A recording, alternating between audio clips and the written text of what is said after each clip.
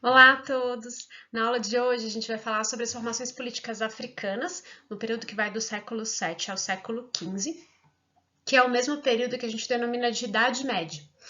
Quando a gente fala em Idade Média, a gente está pensando não só em um período específico, mas num local específico. Então, a designação Idade Média ela é utilizada para tratar das transformações políticas, econômicas, culturais que estavam acontecendo na Europa. Mas nesse mesmo contexto, nesse mesmo período, né, a gente tem outras organizações políticas, econômicas e sociais em outros espaços do mundo, né? Então, a aula de hoje, ela visa a gente pensar um pouquinho, né, volta-se para a gente pensar um pouquinho sobre como estava acontecendo, o que estava acontecendo em termos políticos, culturais e sociais no continente africano.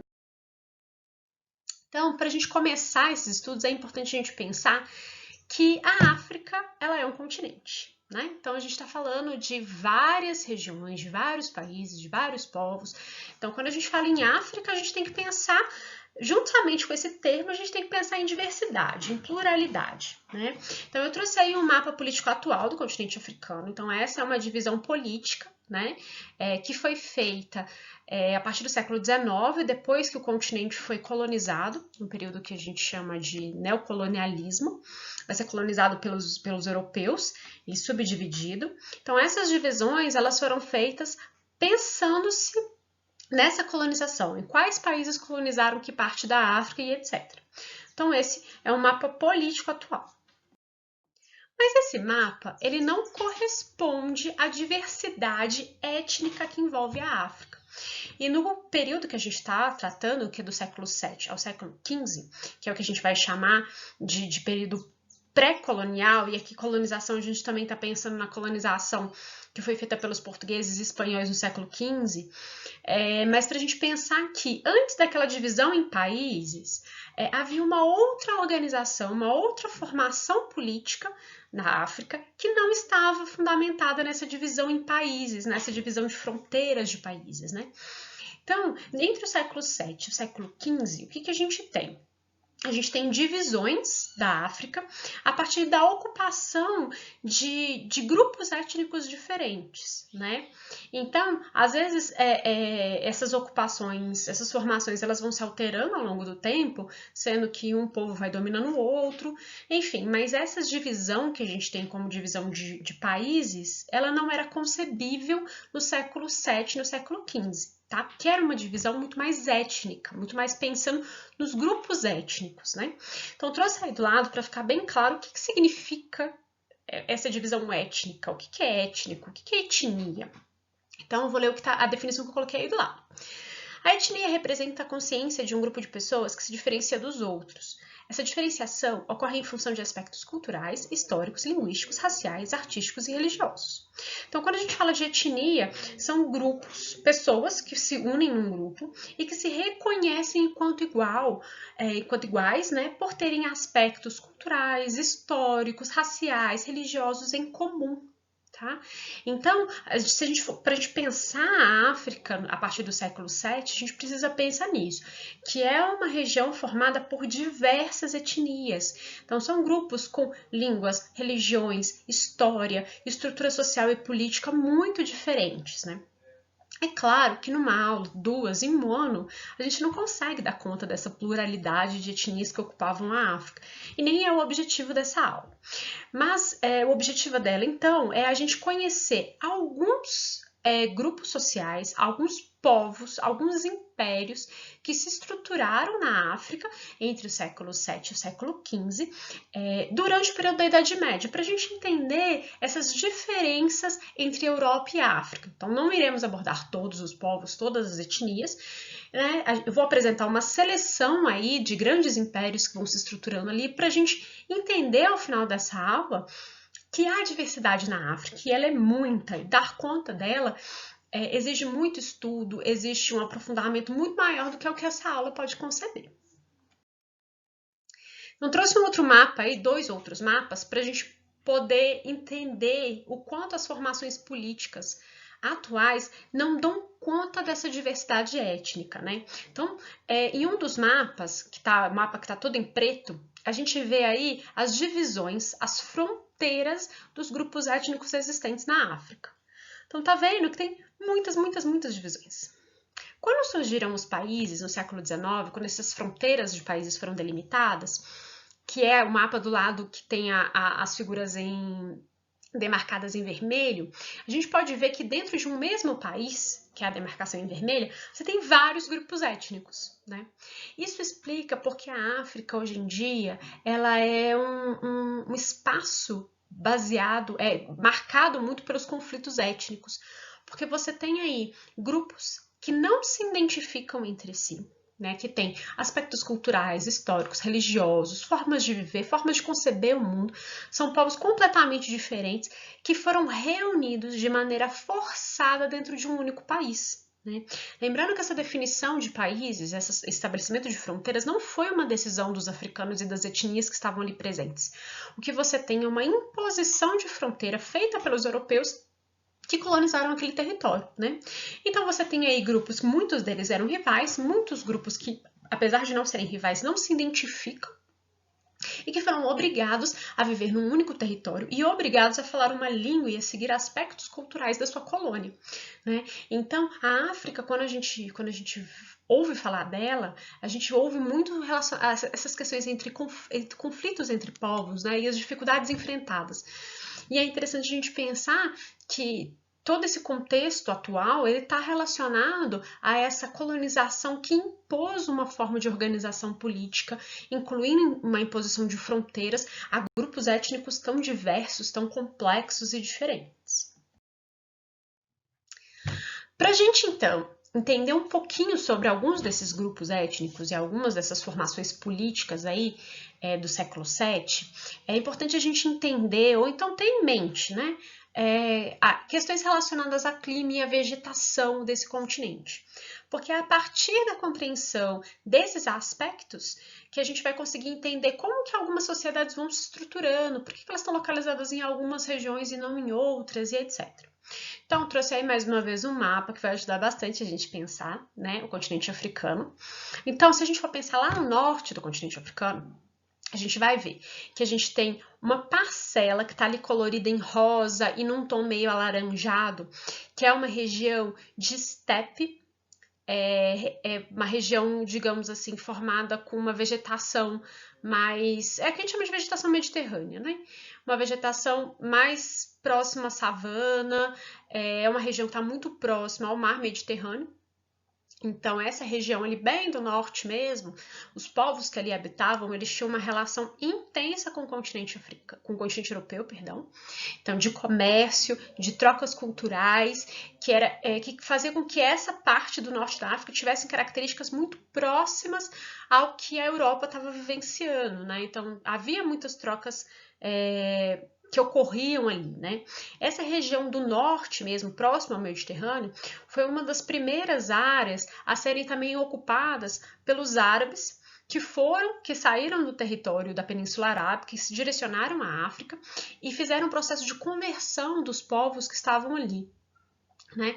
Então, esse norte da África, até hoje, se você for olhar, você vai ver que a maior parte desses países do norte da África tem maioria muçulmana, justamente por esse histórico de invasões e de conquistas árabes. Né? Com relação a essa questão da religião islâmica na África, é interessante porque em alguns espaços a gente teve uma islamização da África, ou seja, uma religião islâmica sendo imposta e mudando a forma de viver e de pensar daqueles povos que passaram de fato a ser muçulmanos islâmicos.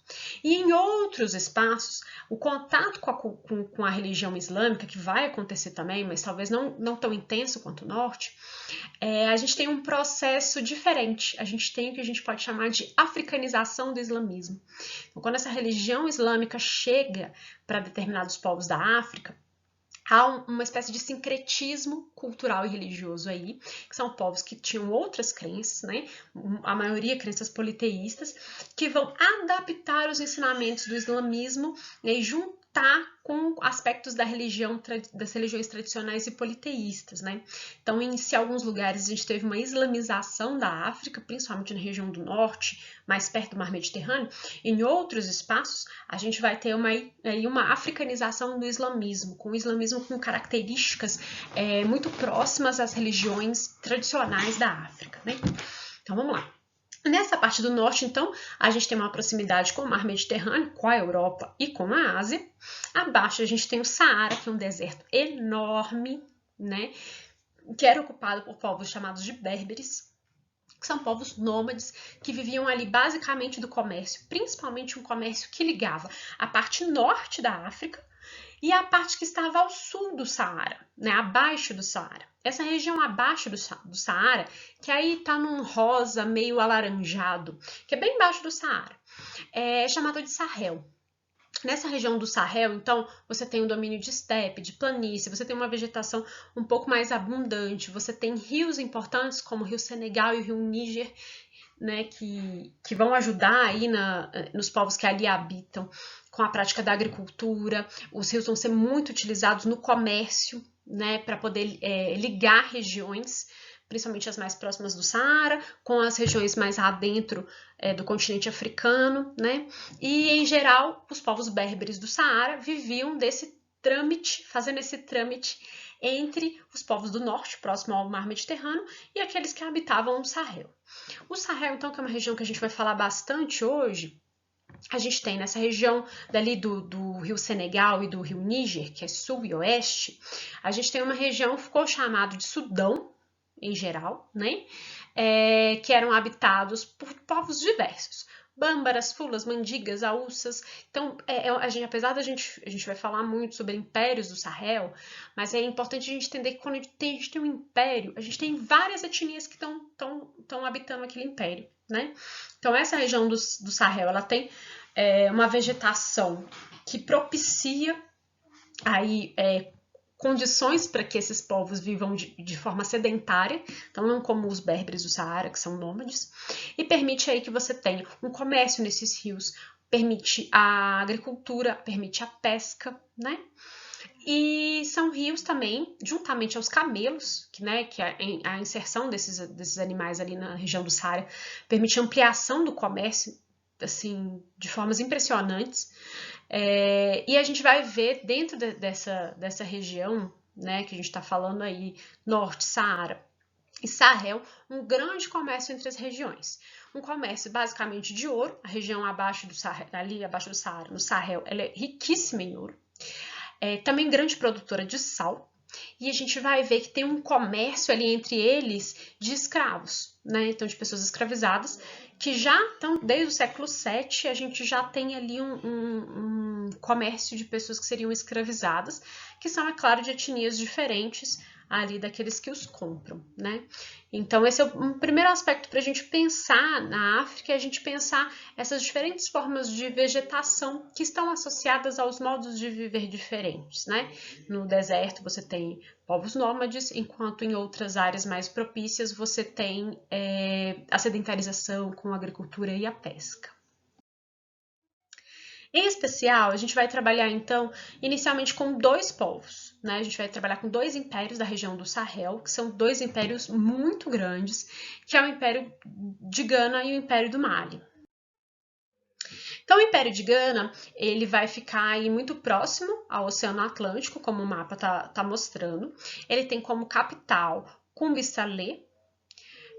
Gana não corresponde ao território atual do país Gana, né? Na época ele tem uma outra configuração territorial e está localizado aí entre os rios Senegal e Níger.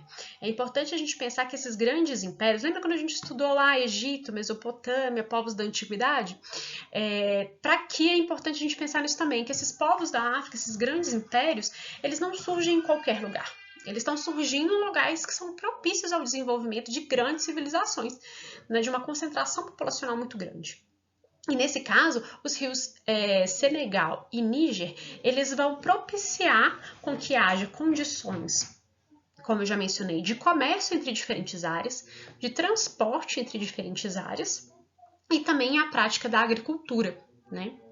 Então aí no mapa a gente tem, além dessa delimitação de Gana, a gente tem diversas setas vermelhas, né? Que elas vão indicar aí as rotas comerciais, né? Que eram realizadas, algumas delas seguindo o curso dos rios, seguindo os cursos do rio Senegal, dos rios Níger, e outras não, mostrando que essa região é uma região de grande fluxo de trocas de mercadorias, né, principalmente aí com região acima do Saara, né, e trazendo produtos que vinham do Saara, adentrando aí o interior da África, né? Então, em linhas gerais, esses são aspectos que envolvem Gana, né? Então, para a gente pensar mais ainda, né? Gana foi um império, né? Alguns historiadores diferem, se chamam de império, se chamam de reino, mas é a ideia de que você vai ter um centro político que vai dominar várias etnias e vários grupos ali. Uma dominação que ocorreu algumas vezes via força e outras vezes só por uma questão de necessidade, né? De uma etnia menor acabar criando uma relação de dependência com aquele governo centralizado, né? Então, Gana, sim, era um governo centralizado. O nome Gana é o nome que era dado ao soberano daquela região. E depois passou a se estender esse mesmo nome ao império, né? Todos aqueles que eram dominados pelo soberano Gana faziam parte daquele império. Era uma linhagem, então era um poder centralizado na mão, né, desse soberano. Era uma linhagem matrilinear, então significa que as dinastias, né, elas iam passando por uma linhagem da mãe. Não significa que você tem um matriarcado, né? Então não há um governo de mulheres. Você tem uma linhagem que passa pela família da mãe. Então é o irmão da mãe que governa, depois é o sobrinho da mãe, né? O sobrinho da mãe, o sobrinho da mulher e assim vai. Então a linhagem ela é matrilinear, passa pela família da mulher e não da família do homem, né? Esse governo de Gana, então você tinha um poder centralizado nesse rei, ele era apoiado em vários funcionários do governo que administravam a justiça, a cobrança de impostos, o controle das estradas e do comércio, e junto um exército, né, que ia garantir aí o controle dessas diversas etnias que estavam sob o domínio de Gana. Outra característica desse império era a religião politeísta, uma religião que muitas vezes era utilizada pelo Gana como uma forma de intimidar outras etnias, né, que às vezes acreditavam em deuses ou divindades similares, e garantia ali uma alta cobrança de impostos. O que sustentava o Império de Gana era a cobrança de impostos, né, era a grande cobrança de impostos das várias etnias que eram dominadas. Né? Então, a base desse império aí era a cobrança de impostos. Junto a isso, uma forte agropecuária, né, pela proximidade dos rios, e o comércio através do Saara. De aspectos de comércio, né, o que era comercializado, o que era trocado? Primeiro, sal. É importante que algumas regiões da África, a falta do sal era tão grande que ele valia como ouro, né? E Gana, você tem a produção de sal e a comercialização desse produto. Região de Gana também riquíssima em ouro. Então, muitas das etnias trabalhavam com a exploração de minérios ali dentro daquela região. E esse ouro, ele era trocado por diversos produtos, algumas manufaturas, escravos, nesse comércio aí do Saara, através do Saara, com as civilizações do norte, né? Então, aspectos gerais. Poder centralizado, grande comércio, envolvendo aí, passando pela região do Saara, grande produtora de ouro e de minério e politeísta. São aspectos para a gente pensar essa complexidade de Gana e das etnias que envolviam ali, né? Esse grande império chega no seu auge no século IX, mas no século XI a gente vai ter um declínio desse império justamente por conflitos religiosos que marcam a África. Então, eu falei que ao norte da África, ali naquela região próxima ao Mediterrâneo, a gente tem uma conversão desses povos ao islamismo.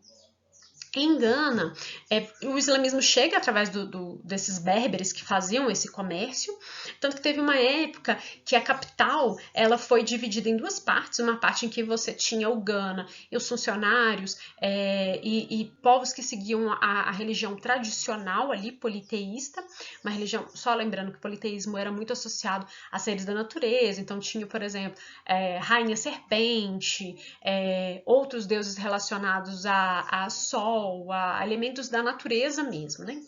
Então, voltando, a capital teve épocas que ela foi dividida uma parte ficava o Gana e essa população que seguia a religião tradicional, e uma outra parte da cidade moravam pessoas já convertidas ao islamismo.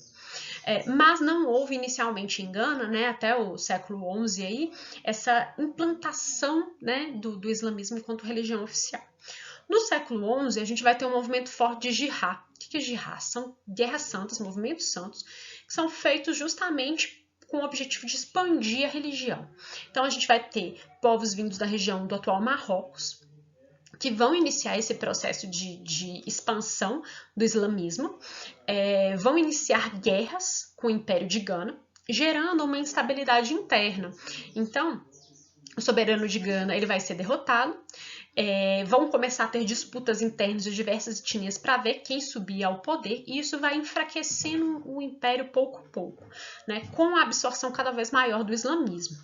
Né, o fim do império chega mesmo no século XIII, quando um malinês, Sundiata Keita, vai realizar uma inserção militar aí, né, na região de Gana, e vai centralizar o poder em sua figura e vai reorganizar esse poder de Gana em um outro império, que é o Império de Mali. Né? Então é um império aí de Gana entra em decadência por dois aspectos: conflitos constantes e a inserção dessa religião muçulmana que começa a se expandir ali dentro daquele território. Então o Império de Gana ele foi conquistado por um outro império, né, que é o Império do Mali, que vai se destacar aí como um dos grandes impérios da África.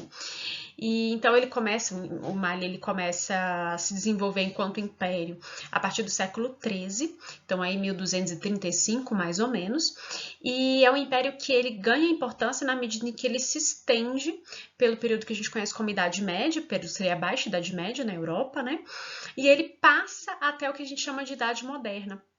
Então o Mali ele vai sofrer aí com as influências de transformações que vão acontecer na Europa com o início da Idade Moderna e o surgimento dos Estados Nacionais.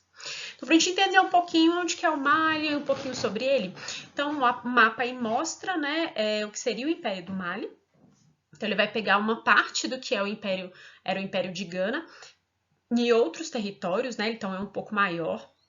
Com relação ao Mali, a gente pode dizer mesmo que era um império, porque os seus governantes eles têm uma característica expansionista, ao contrário de Gana, né, que houve algumas submissões, alguns domínios, mas a proposta expansionista não era uma proposta real, né, do rei, ao contrário do Império do Mali, que você tem essa proposta expansionista aí desde o começo. Então o Mali ele se desenvolve ali naquela região também que a gente vai chamar de Sahel, tá?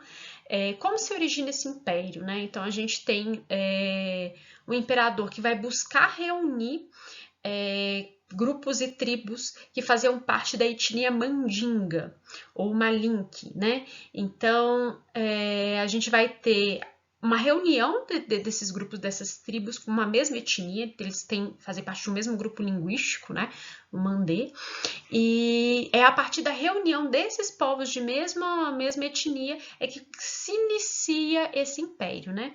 É importante destacar que esses povos, né, os mandingas, eles estão muito relacionados com a diáspora africana, né, que é o tráfico de escravos, principalmente para o tráfico que vai parar nas Antilhas e nos Estados Unidos. Então essa etnia, esse grupo étnico, ele está bem presente na escravidão que marcou as Antilhas e os Estados Unidos, né? E como que a gente sabe sobre esse império, sobre esses mandingas?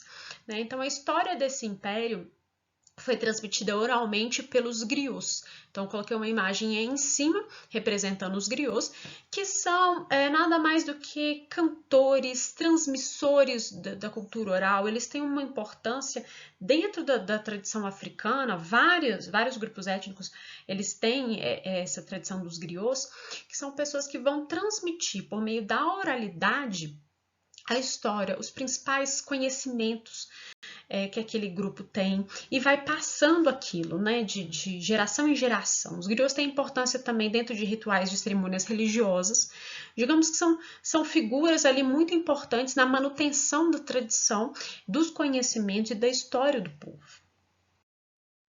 E é a partir dos griots que a gente tem a maior parte das informações sobre o Sundiata Keita, que foi esse líder imperador que vai reunir esse grupo étnico para dar o impulso inicial para a constituição do Império Mali, né?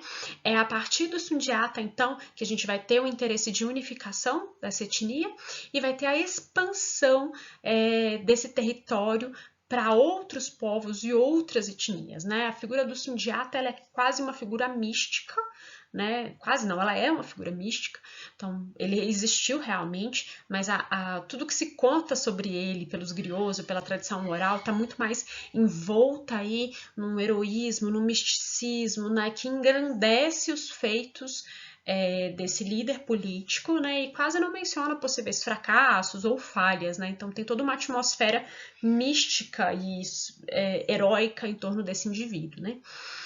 Mas mais do que ele que vai reunir esses povos para a constituição do Império Mali, seus descendentes é que vão manter esse império e vão ser responsáveis por consolidar essa estrutura imperial, né. Um de seus sucessores, o Mansa Musa. Então, Mansa é o nome que vai ser dado para todos os líderes, né, que vieram depois do Sundiata. E o Musa, que vai governar de 1312 a 1337, ele centraliza o poder político cada vez mais em si. Essa centralização política ela é acompanhada sempre de conselhos, então eu acho que isso é um dos aspectos que faz com que o império perdure, é porque o poder estava centralizado, mas ao mesmo tempo o imperador estava ouvindo o tempo inteiro conselho de anciãos, de líderes de comunidade. Então ele fazia essa consulta a esses conselhos regionais para tomar suas decisões e tinha amparo na força de ministros, né, como o ministro da Força Armada e o ministro do Tesouro, que são duas figuras muito importantes. Por quê? Mali é expansionista. Né? Então, um dos aspectos fundamentais da organização política ali era a constituição do exército, era a formação desse exército, a administração das forças armadas. Então, o ministro da Força Armada é muito importante para esse império. Além disso, também, o ministro do Tesouro é aquele que vai administrar as reservas de ouro, diamantes, etc. Lembrando que se já Gana era um território rico, né, em ouro e trabalhava muito com a mineração, em Mali isso também acontece, se amplia para outras riquezas minerais. Então, um dos pontos fortes desse império vai ser a exploração de minérios, né? Além, é claro, do comércio, que também vai ser um aspecto importantíssimo para Mali, assim como foi para Gana, né? Mas um aspecto de destaque do Império Mali é que esse império ele vai ter um imperador que vai ser convertido ao islamismo. Então, o Mansa Musa, ele é convertido ao islamismo, ele propaga esse islamismo, né? Inclusive faz uma peregrinação à Meca, que ficou muito famosa, porque ele vai distribuindo ouro no meio do caminho, para as pessoas que precisavam, né? Vai mostrando esse poder do Mali a partir dessa doação de ouro. Faz essa peregrinação, volta também trazendo uma série de contribuições árabes para o Mali, né? Então, a partir do seu retorno, você tem a instauração de escolas que vão ensinar, né, a doutrina islâmica, né, de grandes universidades, né, que vão tratar dessa questão do islamismo, né, ensinando o árabe, ensinando o Corão, né, vai ser a partir desse retorno do Musa também que a gente vai ter inovações na arquitetura, então várias influências aí vindo dos árabes. Então eu trouxe duas imagens que representam um pouco essa situação, né, que eu estou contando. É uma imagem de Tombuctu, de uma mesquita em Tombuctu, de inspiração árabe, né? Tombuctu, um dos grandes centros intelectuais, com escolas e universidades sendo construídas aí dentro do Império do Mali, e esse é um exemplo. E abaixo uma representação europeia que foi feita do Mansa Musa, demonstrando essa questão do ouro, enquanto elemento forte da economia do Mali, né? Representado pela coroa e pelo objeto que ele segura, esse daí que está centralizado na figura é o Mansa Musa, e a ideia de que também ele vai aí mostrar esse poder, né, do ouro ao longo dessa peregrinação dele à Meca, né? Mas o interessante é que, apesar de se converter ao islamismo, você tem um respeito a determinadas religiões tradicionais. Né, o Sundiata já tinha feito isso, o Mansa continua. Isso está relacionado a um aspecto expansionista, né? Então você mantém a tradição local para que aquela aquele povo que está sendo dominado, de certa forma, não se rebele e aceite a sua dominação ali, né? Então, na medida em que as tribos e as etnias eram dominadas, você tinha essa imposição do islamismo, mas uma aceitação de que algumas tradições fossem mantidas, né? Na medida, outro aspecto expansionista, na medida que novos territórios eram conquistados, a gente tem a divisão desse império em províncias. Algumas províncias eram mais autônomas, como Gana, e outras não, outras você tinha um líder local que estava diretamente ligado ao Mansa, garantindo ali um controle daquele império, né? Grande, muito diversificado, cheio de etnias ali também, né? Então, mencionei que esse império vai se manter economicamente por meio do ouro, por meio da tributação, né, dos povos que vão sendo dominados e conquistados, e por meio dessas rotas comerciais, assim como Gana. Mas no caso do Mali, a administração era tão bem feita que haviam várias formas de se lucrar com as rotas comerciais. Primeiro que ele impunha uma série de impostos para os produtos que entravam. Eles colocavam impostos, inclusive, sobre os transportes. Os malineses, eles vendiam cavalos e camelos e cobravam taxações pelo transporte dos produtos que chegavam. E depois que esses produtos chegavam ali na região do Mali, então passavam pelo Saara, chegavam ali no Sahel, esses produtos eram comercializados com o interior da África, com a parte sul da África. Então aí havia um aumento do preço desses produtos para que houvesse o lucro. Então eles ganhavam com a vinda do produto, com o transporte do produto, com a revenda do produto. Então acabavam ganhando muito aí com esse comércio transsaariano, né? Passava pelo Saara e ia até o sul da África. E como que um império gigantesco como esse chega ao fim? Sim, chegou ao fim. Ele chega ao fim em 1470, por vários fatores, né? Então, 1470 já é a Idade Moderna. Então, você já tem lá na Europa o fim da Idade Média e o surgimento dos Estados Nacionais. Então, você já tem Portugal e Espanha enquanto nações muito bem consolidadas que começam a fazer viagens à África com o intuito de explorar, estabelecer feitorias e de comprar escravos. Né? Mali, que era um império escravagista, então comprava e vendia escravos, utilizava escravos, começa a comercializar, ter um contato com os portugueses principalmente, e a partir desse contato com os portugueses é que começa uma ruína interna, né? Os diversos grupos étnicos começam a brigar entre si, a discordar do governo centralizado. Alguns desses grupos étnicos, eles são incentivados pelos Estados Nacionais Europeus a fazerem esses conflitos, né? E a partir desses conflitos conseguir mão de obra escravizada. Então, eles começam a ser incentivados pelos Estados Nacionais a esses conflitos, começam a brigar internamente, o que faz com que entre em declínio politicamente o Império do Mali. No mesmo período, a gente tem escassez de ouro, que era uma coisa que já tinha afetado o Gana e volta a afetar o Mali. E para coroar essa cereja do bolo, o império do lado, que é o Império Songhai, que começa a se desenvolver e que invade o Império do Mali, derrubando ele. Então, são vários fatores combinados para esse declínio, mas vale destacar que a gente já tem a relação forte desse império com os Estados Nacionais Europeus que vão surgir aí na Idade Moderna, né? E há uma relação aí ligada à escravidão que vai se desenvolver com outros territórios africanos, como a gente vai ver. O terceiro reino que a gente vai abordar aí de importância é o Reino do Congo. Esse reino ele se estrutura em período posterior, né, já na Idade Moderna, que é o século XIV e XV. Ele está localizado abaixo da região do Sahel. Então, é uma região aí que tem um pouco de floresta tropical. Para a gente pensar, né, comparando com o mapa da África hoje, seria a região de Angola, da República Democrática do Congo também ali, né? Então, é essa região em que a gente tem o Reino do Congo, que se estrutura no século XIV. Esse reino é composto pelos chamados povos bantus, que é um grupo de várias etnias que tem o mesmo tronco linguístico, né? Falam a língua banto. Eles também têm um sistema filosófico e religioso muito semelhante. Então, são grupos diversificados, mas que apresentam aspectos aí que os levam a uma identificação étnica, né?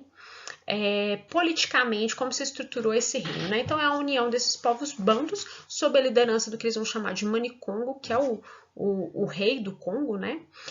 Como eu disse anteriormente, a gente usa a expressão reino porque não tem uma política expansionista, né? Como ao contrário do que teve do Mali. É uma reunião de povos de mesmo grupo étnico. que se organizam ali num governo centralizado, o Manicongo. Esse Manicongo, ele governa a partir de conselheiros, né, que é como se fossem ministros mesmo, da Justiça, do Tesouro, Comércio, né, vão administrar a justiça, o recebimento de impostos, né, e o que sustenta esse governo, assim como os outros que a gente viu, é os tributos que vão ser cobrados das vilas e das pequenas cidades que vão se estruturando ali dentro daquele reino, né, que é o que enriquece. Assim como o Mali, eles vão ter uma economia muito diversificada, né? Eu acho que a vegetação permite isso. Você tem caça, pesca, agricultura, artesanato, vão trabalhar bastante com ferro e com cobre. Então tem aí um artesanato muito rico. E também trabalham com comércio, um comércio intenso aí de ferro, sal e gado, né? Mais uma vez o sal aparecendo aí como um comércio, uma mercadoria, né, que gera muita riqueza para essa população, né? No caso do Congo, o que vai fazer com que eles prosperem, né, em termos econômicos, é o Rio Congo, segundo maior rio navegável da África, o primeiro dele é o Nilo. Então permitia aí que eles dominavam, né, os bantus dominavam essa travessia do Congo, que é um rio bem tortuoso assim, e eles conseguiam a partir desse rio fazer o comércio.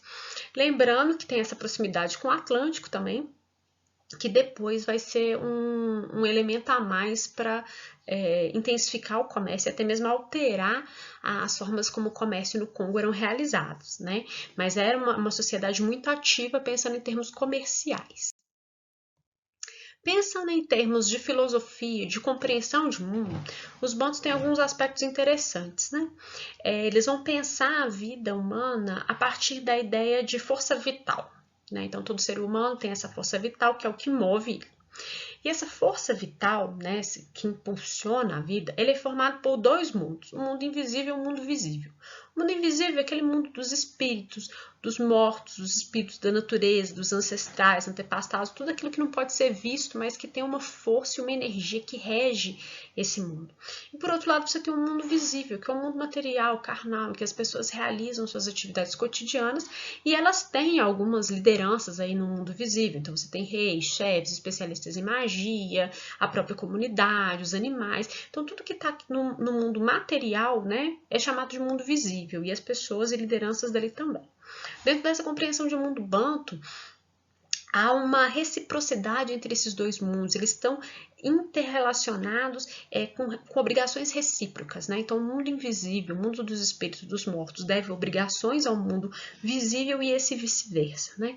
Então, essa compreensão de um mundo mais complexo e dessa relação intrínseca entre aquilo que pode ser visto e o que não pode ser visto, né? Um exemplo disso, dessa relação, pode ser visto com relação às doenças. Então, quando uma pessoa adoecia, essa doença ela era atrelada a um compromisso do ser humano que não foi cumprido, né? Alguma coisa que ele deveria ter feito, ou ele agiu de forma errada e ele não cumpriu aquilo que ele deveria, ou agiu de forma equivocada para com a comunidade, e aquilo era a doença era vista como uma penalidade do mundo invisível perante as ações daquele indivíduo no mundo visível. Poderia ser também algo que foi como se fosse uma praga jogada àquele indivíduo por entes invisíveis, por ele não ter cumprido aquela determinada missão ou ter descumprido com a comunidade. Então havia essa relação muito intrínseca entre o mundo invisível e visível. Por isso eles prestavam muitas homenagens a seres da natureza, antepassados, né? Trouxe uma imagem aí de um totem do Amba, que é uma figura que representa tanto essa ancestralidade quanto os seres da natureza, antepassados, vai simbolizar aí esse mundo invisível para o qual os bantus acreditavam ter essa relação muito forte, né? De que essa vida ela estava ali relacionada entre o mundo invisível também, o mundo dos mortos, e o mundo visível, né? Outro aspecto bem importante é o senso de comunidade, né? Para os bantus não há uma compreensão de uma vida individual, individualista, como a gente tem hoje no mundo capitalista, que se pensa muito no eu, né? No em si, nas suas conquistas individuais, né? Dentro dessa perspectiva religiosa e filosófica dos bantus, não há vida sem comunidade. A vida tem que ser pensada em comunidade, em prol da comunidade, os benefícios têm que estar relacionados com a vida em comunidade. Isso é muito importante, né? É um aspecto muito importante dentro dessa filosofia bantu, né?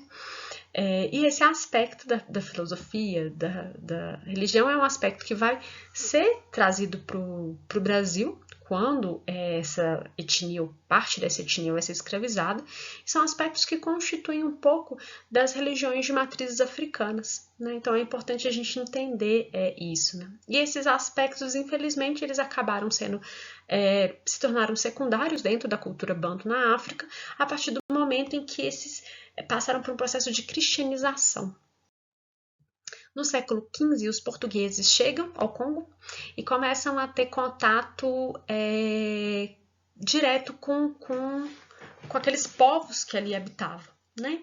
Então, inicialmente era um contato comercial, né? Ouro, sal, ferro, e depois de um momento aquilo passou a ser um contato em busca de escravos, né?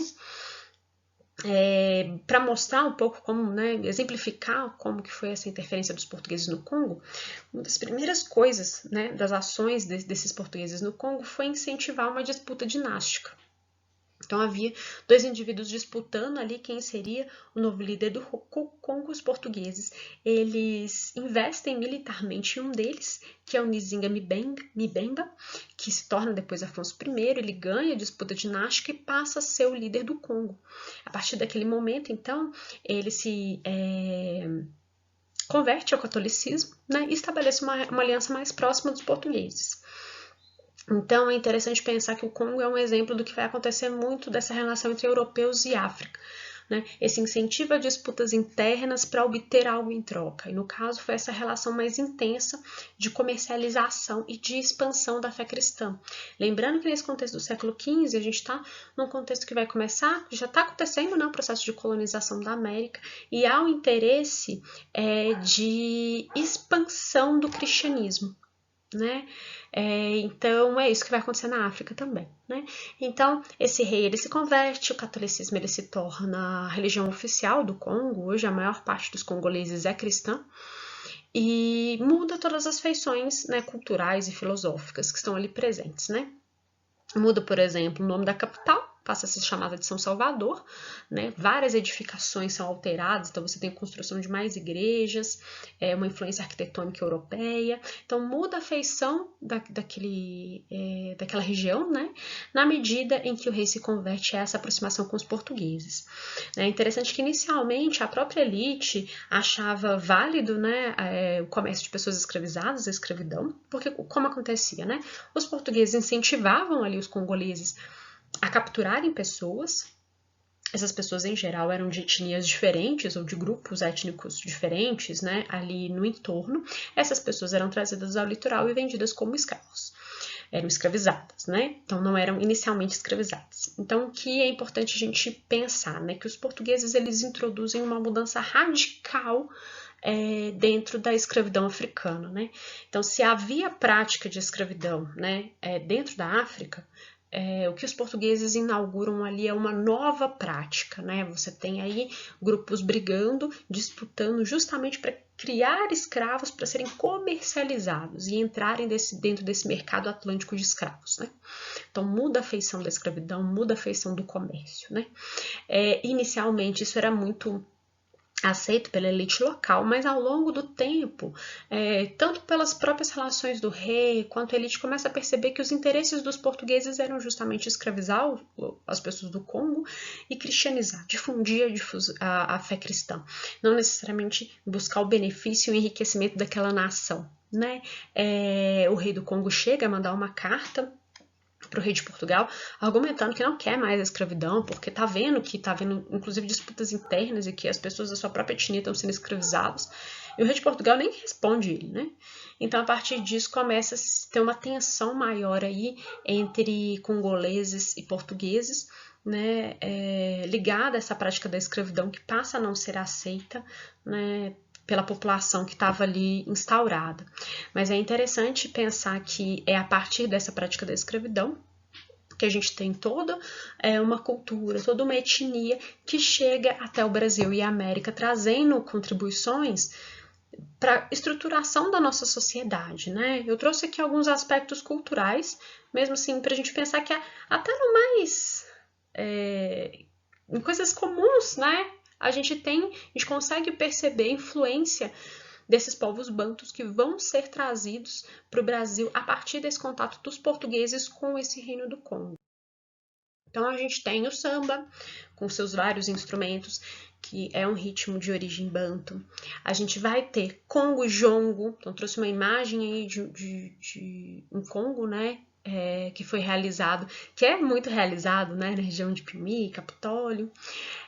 Então a gente tem no Brasil inteiro, né, essa prática do congo e a capoeira. Então a gente consegue perceber que em termos rítmicos, em termos culturais, a gente, até nas coisas mais, né, que a gente conhece, mais populares mesmo, né, principalmente as mais populares, a gente tem a presença dessa cultura banto que veio junto com essa prática de escravização para o Brasil. E por fim, mas não menos importantes, a gente vai falar sobre os Iorubás, que não vão se constituir em um único reino, né? A gente tem vários reinos Iorubás aí, nessa região que eu trouxe aí no mapa, que seria a atual Nigéria, Benin e Togo. Os Iorubás, eles não se constituem, então, como um único reino. A gente tem várias cidades que são cidades-estado independentes. Alguns reinos vão se formar, então a gente tem o Reino do Benin que se forma, Reino de Oio, mas são reinos que são temporários, né? E que é importante a gente pensar que eles existem em menor escala e que esse grupo étnico grande aí vai ter muita importância na África, vai ter muita importância para a história do Brasil. Os Iorubás, então, é um grupo étnico, tem uma mesma matriz linguística ali, alguns aspectos de cultura e de religião que formam essa unidade identitária. Se acredita-se, né, eles têm como mito fundador, né, a ideia de que os Iorubás e suas cidades foram fundadas a partir de conflitos entre orixás. Então, sim, você tem dentro dos Iorubás os orixás que estão presentes nas religiões de matriz africana, apontando que há uma relação direta entre esse grupo étnico e entre a presença dos africanos no Brasil. Sim, eles vieram para cá escravizados do contato dos portugueses também, assim como aconteceu com o Congo, né? E lá na África, essa disputa entre os orixás, ela justificaria a formação das primeiras cidades e justificaria uma monarquia de origem divina. Então, os líderes iorubás, eles eram divididos em cidades-estados, mas você tinha uma liderança maior ali, que unificava eles de certa forma, e ele era também um líder espiritual, não só um líder político, né? Essa ideia de que ele seria um representante dos orixás na Terra. Né? Os Iorubás foram conhecidos pela construção de grandes cidades e grandes centros urbanos. Isso é importante porque quando a gente pensa em África, muitas vezes está associada a uma vida rural, a questão de florestas densas, como no Congo, mas é importante pensar que todos esses povos e reinos que a gente está estudando, eles são marcados pela construção de grandes centros urbanos, né? Os Iorubás construíram vários deles, e Ilé-Ifé, do século IX ao século X, representou um grande centro urbano ali, e outros que vão ter as suas predominâncias ali, né? É uma civilização urbana, cidades com avenidas largas, bem planejadas, mercados muito movimentados. Então, mais uma vez, a presença do comércio aí forte, de sal, de uma série de utensílios, né? Ferro, cobre, produtos de agricultura e, mais uma vez, a venda de mão de obra. Né? Então, pessoas que eram vendidas para serem escravizadas ganham importância nessas cidades aí iorubás. Os iorubás, eles vêm para o Brasil, no que a gente vai chamar de diáspora iorubá. Então, o termo diáspora que é utilizado, ele pode ser utilizado tanto para pensar como migrações em grande escala voluntárias ou imigrações forçadas, como foi no caso da escravidão e do tráfico, né, de escravos. Os iorubás, eles vieram para o Brasil e depois que uma de suas grandes cidades, Oio, foi destruída pelos muçulmanos, né? Então esse é um aspecto importante também da gente pensar, tanto o Reino do Congo quanto os Iorubás, eles têm uma relação muito forte com o cristianismo, ao contrário do Mali e de Gana, que tiveram uma relação mais forte com o mundo árabe, que o islamismo. Oio, então, foi destruída pelos muçulmanos, e os escravizados, dentro desse processo de conflito, né, foram enviados ao Brasil. Lógico, tem dedinho de Portugal aí nesses conflitos. Então, os Iorubás vieram para o Brasil numa segunda leva de escravidão, mais no século XIX. Né? E quem veio? que veio todo mundo, veio sacerdote, líder político, artesão, artista. Então a gente teve pessoas dos mais variados estratos sociais que faziam parte da sociedade iorubá africana, que vieram para o Brasil escravizados e atuaram aí como trabalhadores urbanos e domésticos, principalmente, ao contrário dos primeiros escravizados que vieram para o Brasil, que trabalharam muito em áreas rurais, né? Muito no campo, na mineração e etc. Né? Essa vinda dos iorubás, assim como dos bantus, ela deixa, né, registros culturais que a gente consegue pensar, que a gente consegue visualizar, né, além de várias outras coisas, como língua, como hábitos alimentares, né, a gente tem aí a arte de matriz iorubá, o Olodum, Ileaie, filhos de Gandhi, né, e aí eu trouxe uma imagem de bolsa de tabaco e sandália de reis, né, iorubás, que estão presentes no Museu Nacional, que são artefatos que foram encontrados no próprio Brasil, né, mostrando que esse grupo étnico esteve presente aqui, teve importância aqui na construção do nosso país e da nossa identidade, né, e que vieram pessoas dos mais variados grupos sociais escravizados para cá. Em linhas gerais, o que a gente vai trabalhar com a África é isso, né? É um continente muito diverso, muito amplo, muito rico, e a ideia da aula é que vocês conhecessem um pouquinho sobre alguns grupos étnicos, alguns reinos, né? Às vezes para desmistificar, para desconstruir ideias preconcebidas como que a gente tem sobre a África, né? Principalmente esse período de África antiga, que os estudos ainda são escassos, a gente ainda tem pouca coisa sendo divulgada sobre esses povos, e é importante a gente pensar o quanto eles são diversos e o quanto uma parte considerável dessa cultura da África veio para o Brasil a partir do tráfico de escravos. Então é isso, até a próxima!